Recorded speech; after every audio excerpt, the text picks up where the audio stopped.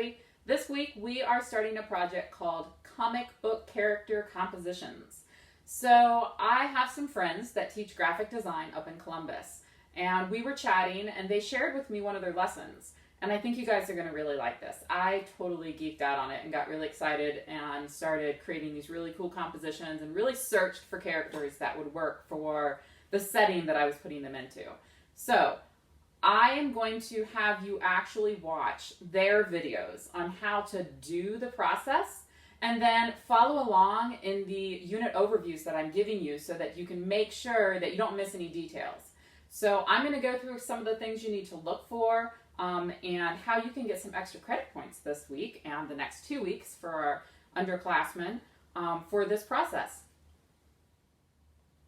All right, for this project, you're going to be watching my friends' videos. They're going to give you some pointers. Pay attention to those things, but I'm also going to give you some tips right now. First of all, look for 2 characters. Everybody has to have 2 characters in their composition.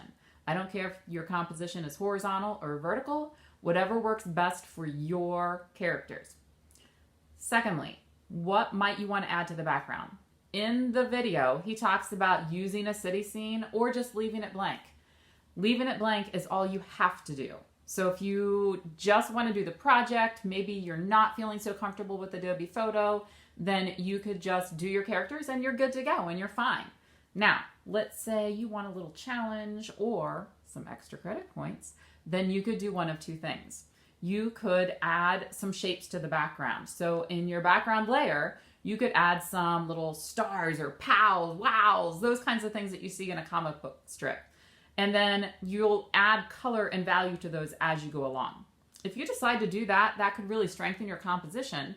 And because you're going to have to keep working with that each step of the way, you're going to have the opportunity to earn extra credit points every single week. So for adding some shapes or a shape, 1 or 2 shapes into the background, that's going to give you the opportunity to earn 5 extra credit points.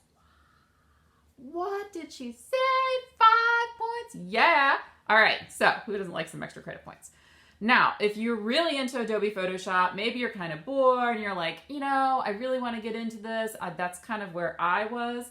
I wanted a whole scene happening. So I found some line art of a city and I put that into my backdrop. So if you'd like to give yourself an extra challenge and some extra credit points, then you could do that. 10 extra credit points.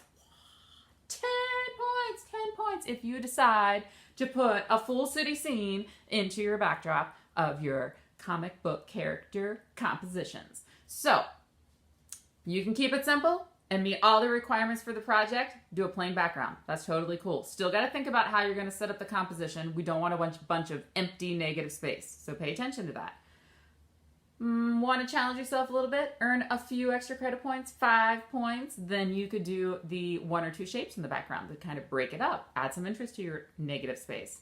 Or go wild and crazy, do a whole scene, then that's 10 extra credit points. Now, each step of the way, because you're dealing with that same background, when you add color, which is going to be next week's assignment, and then when we add value the following week, you get the opportunity of earning those extra credit points all over again.